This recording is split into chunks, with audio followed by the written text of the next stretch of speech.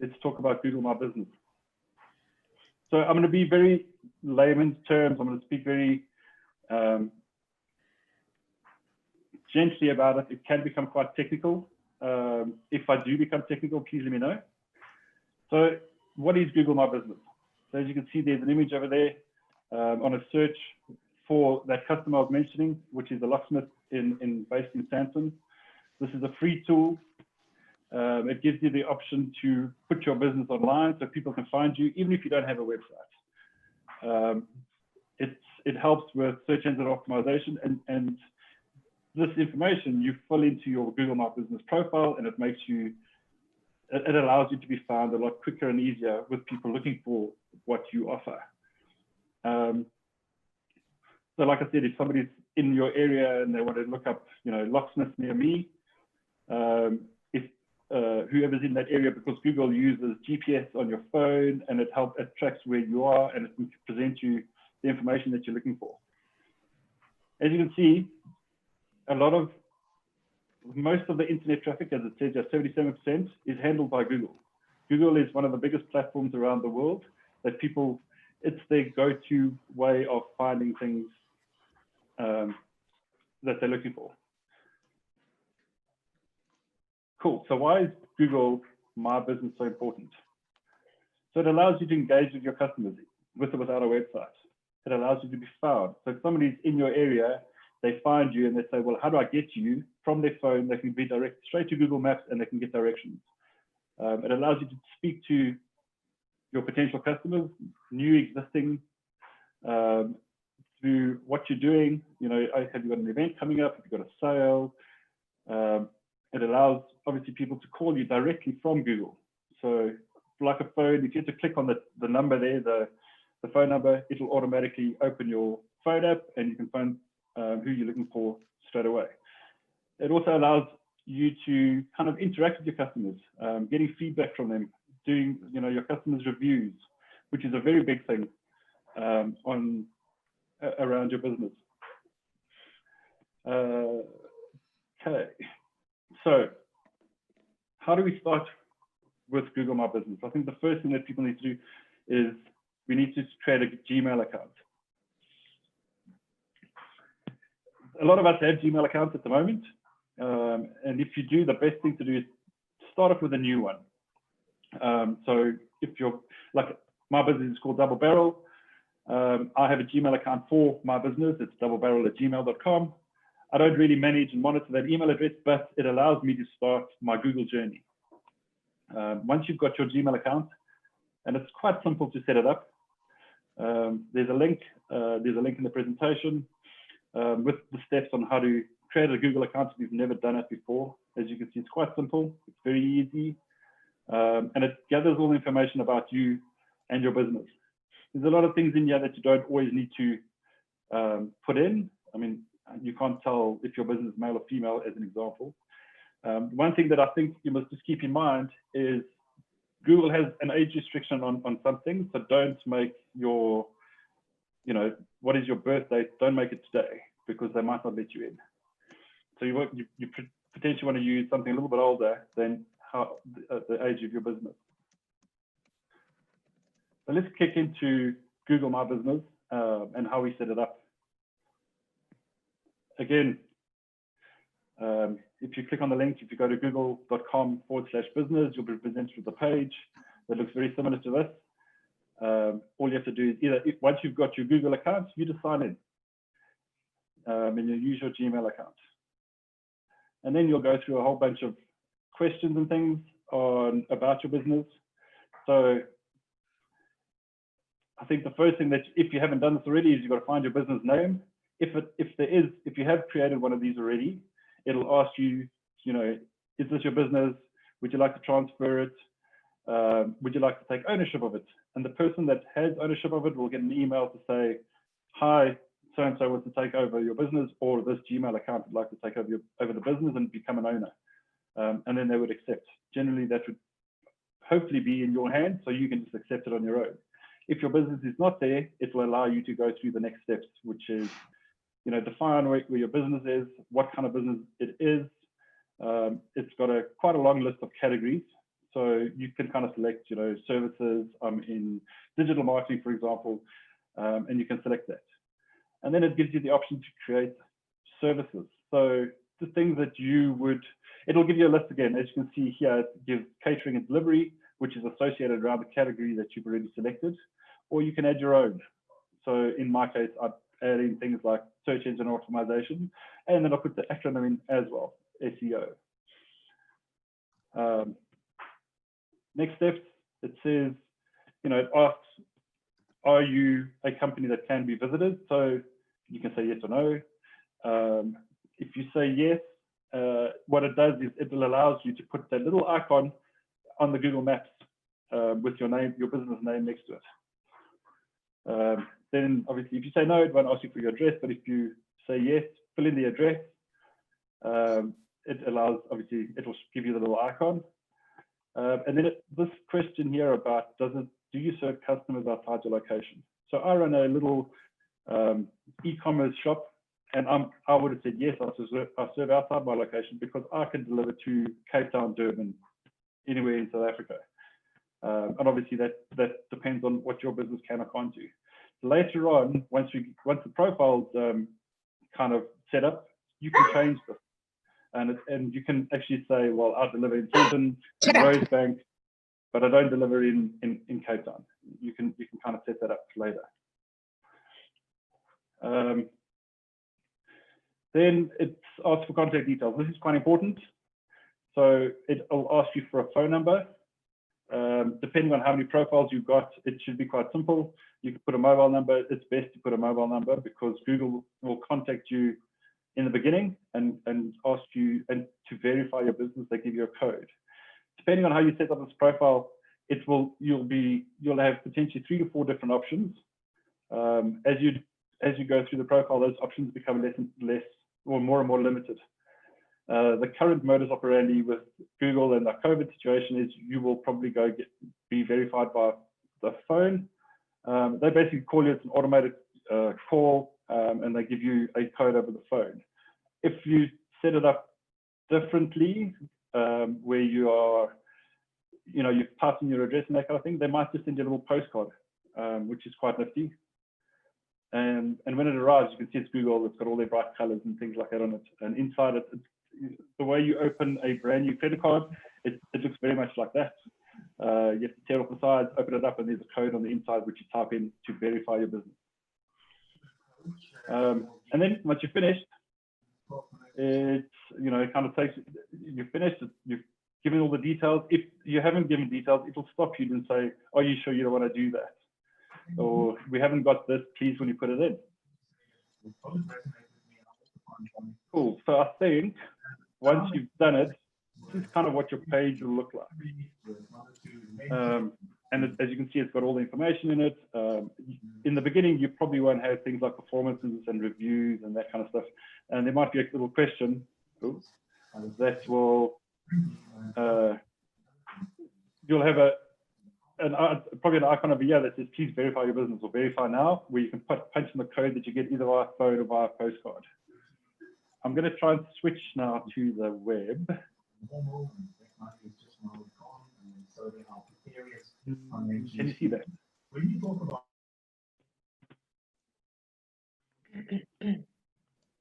Tracy, can you guys see that? No, you're still on the same, no, not yet. Okay, let me switch over to that. Let's see, how's that? There we go. Okay, perfect. Okay, so this is one of customers, family friend. I help them with some of their digital marketing. One of them things being Google My Business. So this is kind of what your profile will look like. As you can see, there's a lot of information here. This customer Abacus Locksmiths has a lot of reviews, which is really, really great. I think while you're setting it up, once you put in photos and things like that, I'll go through all of that.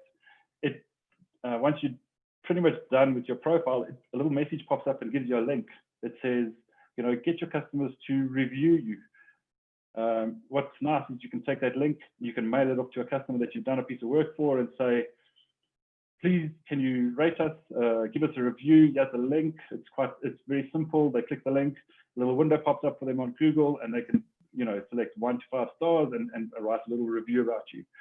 And as you can see, the reviews are pretty good. I mean, we all know when you're looking for something, the first thing we look at is, have they been reviewed? How many reviews? How good is the reviewing? Okay, I like these guys. They've got a really good review. Let's go and visit them. It helps you make a decision. And the same thing goes for your customers. So let's see what else here. So here's a little link that I was talking about. You can kind of share, the link with anybody on these platforms, which is nice. And reviews from wherever always helps. So one of the things with SEO is link back, which is quite important. This helps you create a little bit of a link back from other profiles, other social media platforms, back to your profile. So communicating with your customers. What's nice with Google is you can create a post, and the post allows you to create anything from, this is an offering, we can give you a discount, it's a limited event, what events are coming up.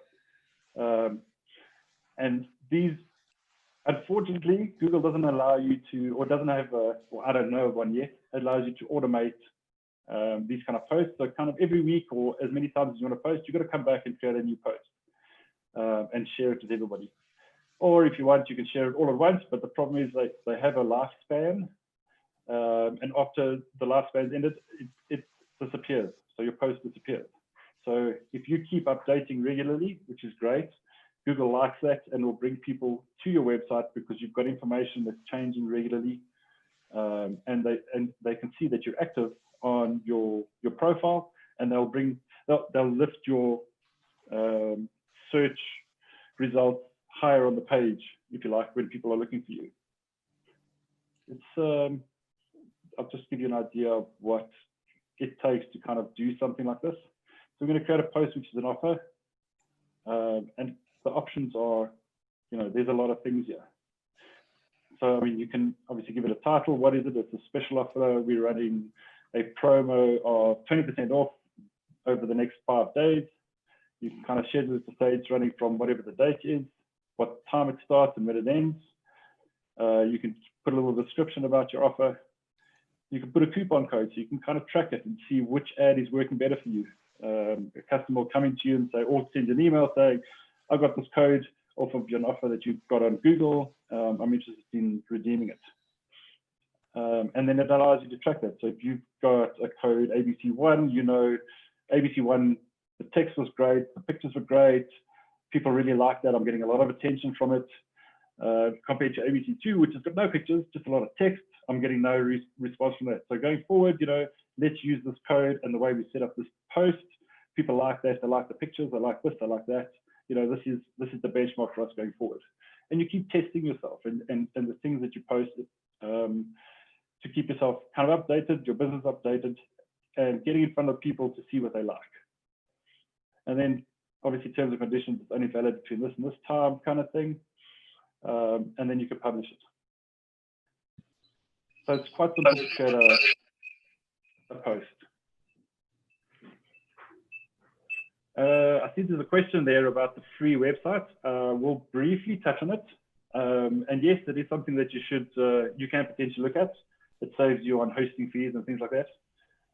We will get into, as we go down the list, I'll get into that. So this portion, the info, it's quite important about your business. I think this is where everybody kind of gets more information about you, where your address is. While you're setting up, a lot of these things are not available. So you have to come into your info section of Google My Business and update it. So when you work, when don't you work? And it allows you, Google will prompt you every so often, a couple of days before a public holiday to say, are you available? Are you working? Are you not? It will give you a link. You can click on the link. It'll bring you to this page to say, on this public holiday, we will be closed, or, we're working limited hours. So as you fill in this profile and the more information you give, the better. It's all editable. You can kind of come and change things as often as you like. You can add services, remove them. You can change your times.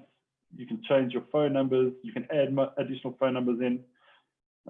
If you have a website, obviously there's a URL for that. People use tools like Calendly or even your Gmail profile. You can add an appointment link for people to make appointments to come and see you for meetings or the likes. This is a nice feature, which is the products. If you're selling products, you can actually use Google to sell those products and advertise the products through Google My Business. This kind of information over here is more relevant to people like me. If you're managing more than one store, it allows you to differentiate them from all the other stores. The next thing is insights. This is very handy. It kind of tells you, this is part of your SEO planning and setup. These are the common keywords. So if you want to send an ad out on Google Ads, for example, and in this case, you're a locksmith, you can kind of see what people are looking for. So 160 people have looked up the word locksmith. Yes, it's very generic, but it will give you a starting point on what kind of keywords to use in an ad. And also, if you're going to open a website and start a website, what kind of keywords you should use to be found easier and faster. So this is handy. This kind of tells you, how have people found you and how they found Google My Business and your business online. So direct is, they've typed in your address or clicked on the ad that you've kind of shown. This is, they've typed in a search, wasn't too sure what they're looking for, and they happened to across your post on Google search. And then this is obviously people looking for a locksmith in this case. And you can click on the different circles and kind of see, what amount of people have found you and which is the biggest component that people are finding your business in. This shows you how many people have visited this site and their website in this last month, which is great. And then it obviously tells you these guys are listed on a map, so you can kind of get directions. And this is, people are finding them on maps more than they're finding them on just a plain search. So in this case, these guys are looking for, a locksmith through Google Maps rather than Google search. We typed in a website earlier. Yes. Renato, can you take one or two questions, please? Absolutely. We have a question. How can you ensure they search your services even if you're not near their location? And does this work for professional services consulting businesses as well? Absolutely. So let's answer the first question. So if in your info, let's start with that question, you state the service areas that you want to work in. So if somebody's doing a search and they're not in any of these areas, your stuff won't come up as high on the search results as they would if the person was in this area. As I mentioned earlier, Google kind of tracks you. If they're searching from a phone, Google can kind of see through your GPS whereabouts you are. And if they search for whatever your business offers and they're in that area, you will pop up. But if they're not in the area and you haven't specified the area, you will pop up but a lot lower on the search results. And then, does this work for professional services and consulting? Absolutely. I'm a consulting business. Most of the stuff that we do is consulting. So yes, we have a Google My Business profile as well. Does that answer your question? I think that was Meg.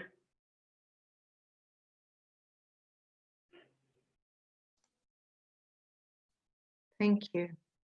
Okay. And Daron Lockett says we have more than one branch. So that's where, so you can set it up. You can add the different addresses into the profile, and you, like I mentioned earlier, under the advanced information, you separate them for yourself by entering different labels. And yes, you can put in more than one address. Thank you. So for each, so when your profile is set up that way on Google Maps, if somebody finds you, the map will be zoomed out. So if you've got it all over South Africa, you'll see the whole of South Africa and all the points that you're actually based in. And they can go and kind of click on whichever area they're closest to see more information. There's a quick question here from Danny saying, is there an issue using your personal Gmail account to set it up? Absolutely not. I just think when you're further down the line, you might want to separate your personal from your business. But no, absolutely, you can do that. Another question I have here from Ellis, he says, I have a virtual service business without a physical presence. Can they find me? Absolutely. So during the setup, there's that question that says, can people visit your premises? And you can kind of just say no and not put in an address. And yes, people will still find you that way. Okay, one more question I've got here. Do I need a business Facebook page for Google My Business? No, it's not a requirement. It's a nice to have, but definitely not a requirement. And does it cover the whole, only South Africa? Absolutely not. If you've got offices all over the world, you can set up Google My Business for any office anywhere in the world, and you can link it to one profile or separate profiles if you like. Cool, let's have a look at reviews. So I always get this question, I'm going to answer it. Everybody wants great reviews, obviously. We all want to know that you're doing a really good job, and our business is serving our customers the best way they can.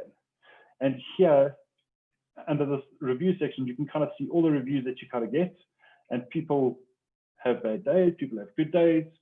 And when you get a negative review, answer it. Always answer it in the best way you can. Be nice, be gentle, you know, don't start a fight, because people can see this online.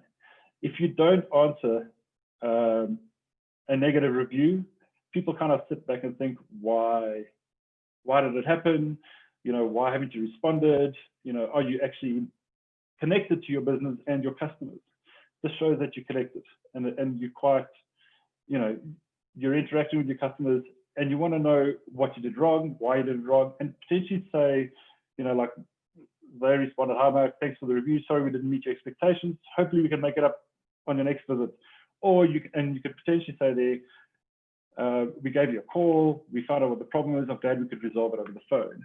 Put in information, people want to see that.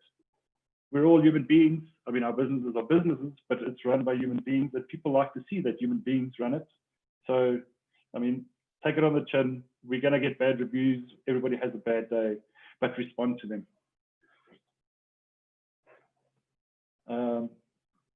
There's an app called Messaging. It allows you to use your phone or have a Facebook Messenger or a messaging app that you can communicate directly with your customers live, which is a great tool to have. So you don't have to be stuck in front of a PC answering questions as they come up. There might be obviously be a delay with that. You might be in a car and you can answer people on the phone.